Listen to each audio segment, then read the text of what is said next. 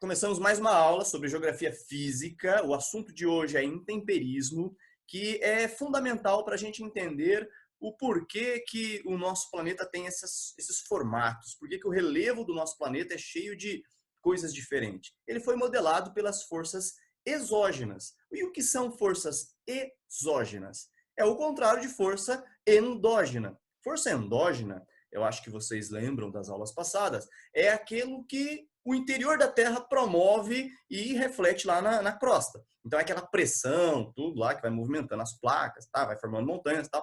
Mas as forças exógenas, elas estão fora. Elas são promovidas fora da crosta, e mais precisamente pela atmosfera terrestre.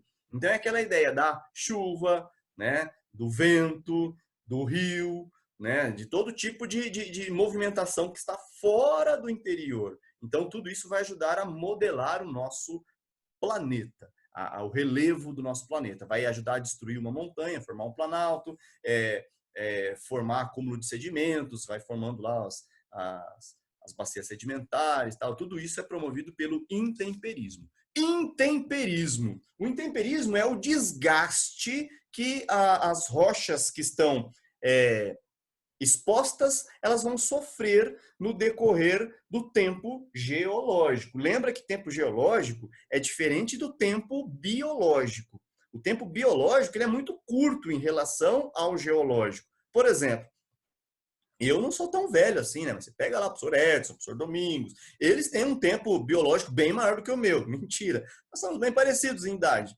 Agora, o tempo biológico de um professor, de um humano, como da formiga, tem uma diferença muito grande, né? Tem formiga que vive alguns dias, né? A borboleta, se eu não me engano, ela vive um dia em forma de borboleta, depois ela morre. Ou seja, tem vários tipos de tempos biológicos, mas o tempo geológico, você não tem noção de o quanto ele é maior do que o nosso tempo. Então, se eu falar um ano de vida, para você demora muito. Um ano para a geologia é como se fosse um segundo para nós. Não dura nada. Então, o intemperismo, ele age na escala de milhões de anos, certo? Não posso falar que o intemperismo agiu em um ano, destruiu. Não. Geralmente é em milhões de anos. Pode acontecer um processo mais acelerado em centenas de milhares de anos. Aí eu tenho essa força sendo percebida por nós, certo? Mas então vamos entender. O que seria o intemperismo? É o desgaste, a modelagem, né, mais preciso, é a força que age para desgastar e modelar as rochas superficiais, as rochas que estão aparecendo. E essas forças, elas são das mais variadas forças da natureza. Eu posso ter a onda do mar batendo na rocha, ajuda a destruir a rocha. Tem alguns slides que eu uso, em foto que eu tirei lá, onde a rocha, de tanto bater, cavou uma gruta, certo? Então dá para a gente usar essas referências. Hoje eu vou usar uns slides bem rapidinhos, mas eu quero que vocês entendam que o intemperismo, para ser melhor compreendido, ele tem que ser entendido em 3 classificações: o intemperismo químico, o físico e o biológico. O biológico, embora eu acho que na apostila de vocês é bem resumido, eu não sei por que também eles trabalham tão pouco com isso, não estou criticando, tá? Pelo amor de Deus, está gravando aqui, vai cair lá no ouvido da autora, né? Aí ferra. Mas o biológico, ele é uma junção dos dois. Então, para ficar mais claro, talvez o livro nem traz isso, porque depois que você entende esses dois aqui, fica fácil de entender isso. Mas quando eu entendo o químico e o físico, ok, beleza, já saquei como que é a força do intemperismo. Primeiro, químico. Quando eu falo de intemperismo químico, eu estou falando de decomposição. Certo? A decomposição da rocha. Dá para enxergar o vermelho aí? Não está muito claro, um reflexo muito grande? Qualquer coisa eu escrevo de outra cor. E o físico, ele nada mais é do que uma É melhor escrever de outra cor, professor. Tá bom, isso, é isso que eu gosto, ó, de feedback, de pessoas participativas, certo? Obrigado. Deixa eu escrever aqui. O químico, é que acabou a minha cor preta, então eu não consigo. Deixa eu ver se sobrou um pouquinho. Se sobrar, fica mais fácil, ó. O que eu coloquei aqui mesmo? Tá meio claro demais, eu acho que eu vou escrever de azul mesmo, tá? Então, químico, ele é a decomposição decomposição. É porque aqui a luz está dando reflexo, mas acho que agora foi um pouco melhor, né? E o físico nada mais é do que a desagregação. Por quê? Primeiro, para a gente entender, eu apago esse quadro. A química, ela a força intempérica, né, química, ela reage quimicamente com a rocha, certo? Reagir quimicamente significa elemento químico reagindo com outro elemento e aí vai virando outras coisas, certo? Então ajuda a destruir a rocha.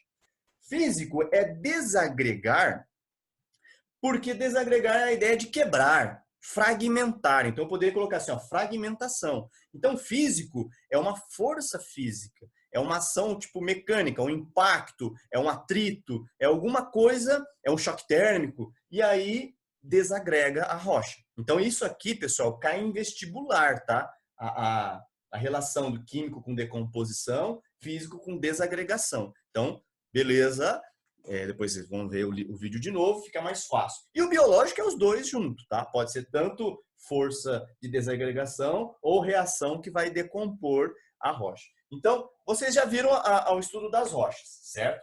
Então, rochas tem 3 tipos.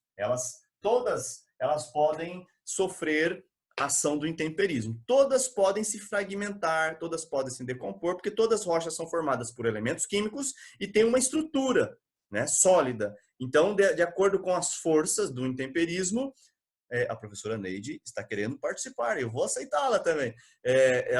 A força ela vai agir em cima dessa estrutura sólida ou química e ela vai decompor ou vai desagregar. Isso é importantíssimo. Existem rochas no Brasil, a estrutura do relevo brasileiro, ela data, em termos científicos, cerca de 1 bilhão de anos.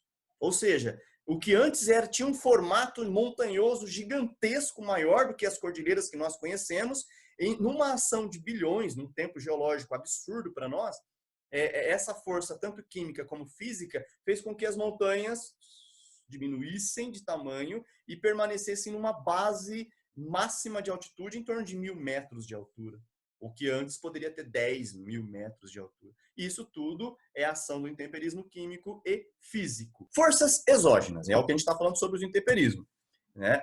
O intemperismo químico é o primeiro que a gente aprende. O químico é reação. Várias reações podem ser compreendidas aqui. Ó. Vou pegar um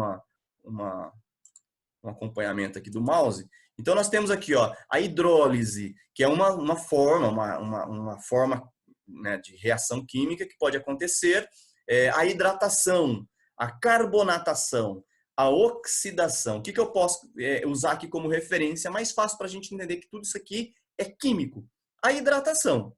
Digamos que eu tenho uma parede, olha para a parede da sua casa, provavelmente ela é uma parede de alvenaria, quando não for de madeira, madeira não serve como esse exemplo. Mas se ela for de alvenaria, ou seja, de cimento, de areia, de tijolos, né? Ela pode hidratar. Se você jogar muita água nela o tempo todo, essa parede ela vai começar a sofrer um estufamento. Se ela for parede de gesso, mais rápido ainda, tá? Se você jogar aí, você vai apanhar dos pais aí, porque vai estragar a parede. Então, aquela estrutura sólida, rígida, se tiver contato com água por muito tempo, e eu estou falando agora numa escala geológica de milhões de anos, aquela rocha pode hidratar de uma forma que ela vai se decompondo, certo? O outro modelo, oxidação. A oxidação é o mais fácil para você entender e você não estragar a sua casa, certo? Não você quer molhar a parede da sua casa. A oxidação é o enferrujamento de algumas rochas que têm minerais, grande quantidade de minerais. Então, lembra daquela bicicleta velha que ficou lá na chuva durante meses? Ela vai ter partes metálicas que estão oxidando. Aquilo lá, aquele ferro enferrujado, ele nunca mais volta a ser o ferro original, porque ele já sofreu uma reação. Então, a rocha que sofre oxidação, e tem muitas rochas aí que sofrem oxidação, elas vão criando uma camada de material oxidado e ela vai se desfragmentando.